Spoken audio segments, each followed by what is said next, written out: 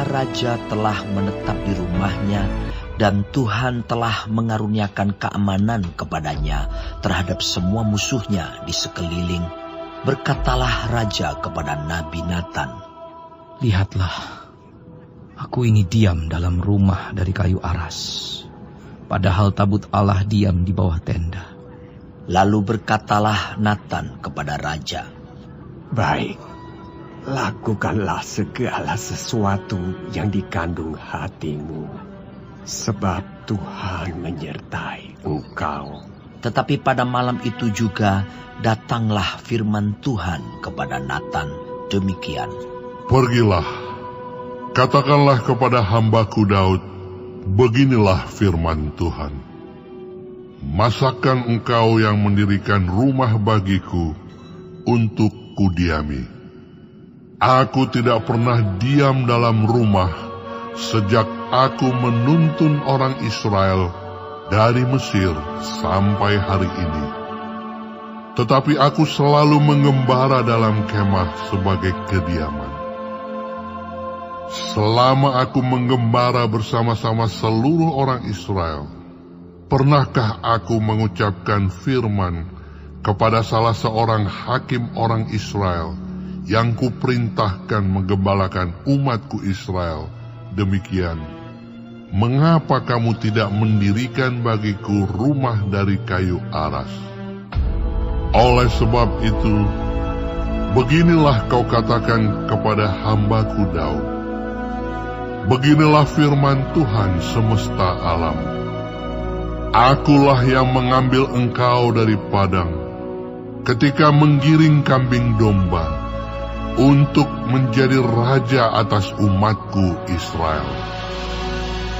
Aku telah menyertai engkau di segala tempat yang kau jalani dan telah melenyapkan segala musuhmu dari depanmu. Aku membuat besar namamu seperti nama orang-orang besar yang ada di bumi. Aku menentukan tempat bagi umatku Israel dan menanamkannya, sehingga ia dapat diam di tempatnya sendiri dengan tidak lagi dikejutkan dan tidak pula ditindas oleh orang-orang lalim seperti dahulu, sejak aku mengangkat hakim-hakim atas umatku Israel. Aku mengaruniakan keamanan kepadamu daripada semua musuhmu. Juga diberitahukan Tuhan kepadamu, Tuhan akan memberikan keturunan kepadamu. Apabila umurmu sudah genap dan engkau telah mendapat perhentian bersama-sama dengan nenek moyangmu, maka aku akan membangkitkan keturunanmu yang kemudian, anak kandungmu, dan aku akan mengokohkan kerajaannya. Dialah yang akan mendirikan rumah bagi namaku, dan aku akan mengokohkan tahta kerajaannya untuk selama-lamanya. Aku akan menjadi bapanya, dan ia akan menjadi anakku. Apabila ia melakukan kesalahan, maka aku akan menghukum dia dengan rotan yang dipakai orang dan dengan pukulan yang diberikan anak-anak manusia. Tetapi kasih setiaku tidak akan hilang daripadanya, seperti yang kuhilangkan daripada Saul, yang telah kujauhkan dari hadapanmu. Keluarga dan kerajaanmu akan kokoh untuk selama-lamanya di hadapanku. Tahtamu akan kokoh untuk selama-lamanya. Tepat seperti perkataan ini dan tepat seperti penglihatan ini, Natan berbicara kepada Daud. Lalu masuklah Raja Daud ke dalam. Kemudian duduklah ia di hadapan Tuhan sambil berkata, "Siapakah aku ini, ya Tuhan Allah? Dan siapakah keluargaku, sehingga Engkau membawa aku sampai sedemikian ini?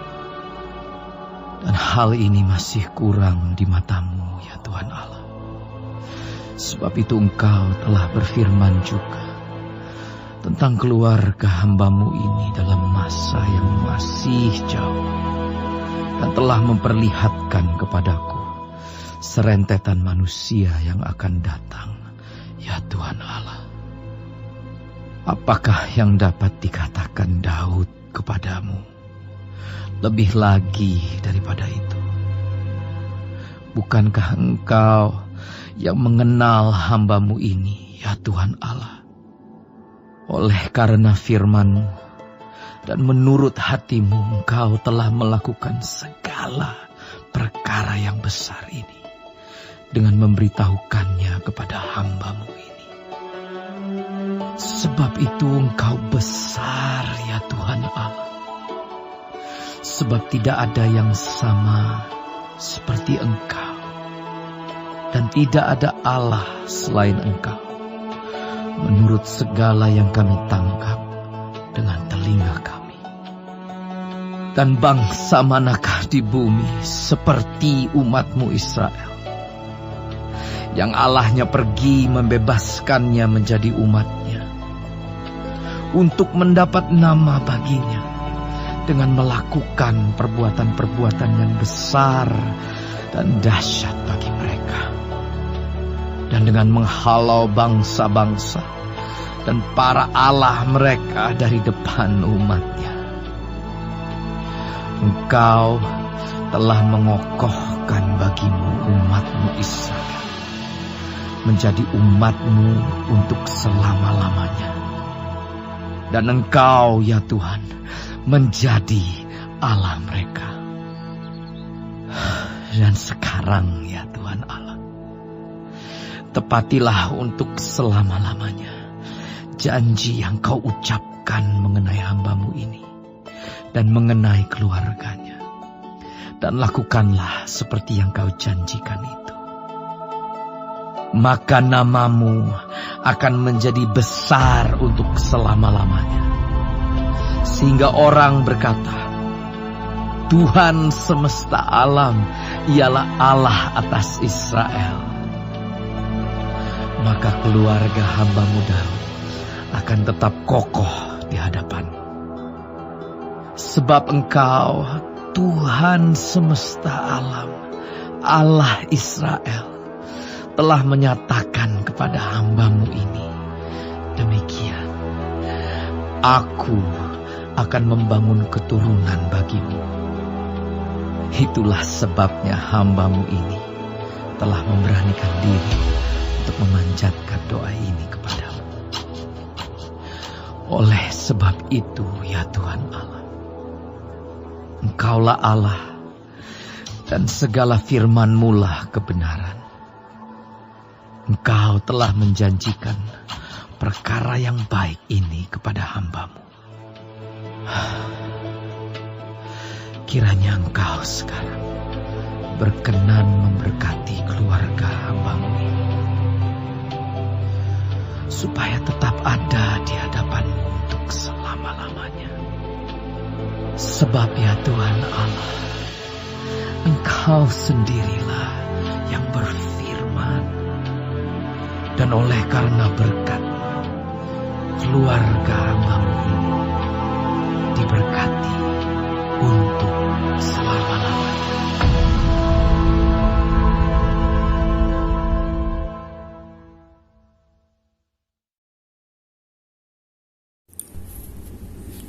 Shalom saudara-saudaraku yang kekasih di dalam Tuhan Yesus. Puji Tuhan kalau hari ini kita masih hidup dan dapat mempelajari firman Tuhan dari 2 Samuel 7. Tuhan Yesus memberkati.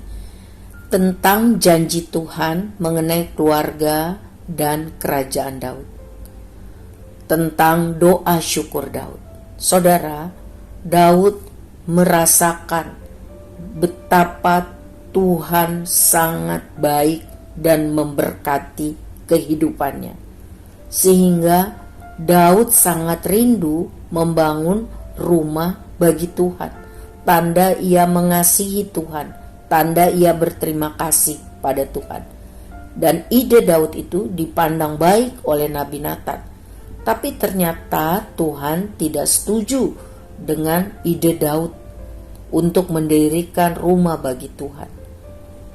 Sebaliknya, Tuhanlah yang akan membangun rumah atau membangun keturunan bagi Daud yang akan tetap menduduki tahta kerajaan Israel. Dan Mesias juga akan lahir dari keturunan Daud.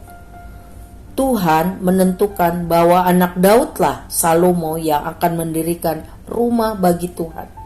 Hal itu disebabkan karena Daud telah banyak menumpahkan darah musuh-musuhnya di dalam perjuangannya untuk menjadi selamat dari kejaran Saul dan musuh-musuhnya, dan proses dia untuk menjadi raja. Sehingga menurut 1 Tawari 22 ayat 8, Daud tidak layak mendirikan rumah bagi Tuhan. Ingatlah, Tuhan menolak rencana Daud, tetapi Tuhan memberkati Daud dengan cara-cara lain, bahkan lebih besar daripada apa yang direncanakan, dipikirkan Daud. Tuhan kita maha kasih, Tuhan itu maha adil. Bila kita ditegur Tuhan karena dosa-dosa kita, itu berarti Tuhan mengasihi kita. Bila Tuhan menolak rencana kita atau doa seperti apa yang kita minta, itu berarti Tuhan punya rencana yang lebih baik daripada apa yang kita doakan. Imanilah itu. Hiduplah karena iman, percaya kepada Tuhan, bukan berdasarkan perasaan kita. Sebab perasaan kita sering gampang berubah-ubah. Tetapi kasih Tuhan, kuasa Tuhan, kebaikan Tuhan bagi orang yang hidup berkenan kepadanya tidak pernah berubah. Amin. Tuhan Yesus memberkati.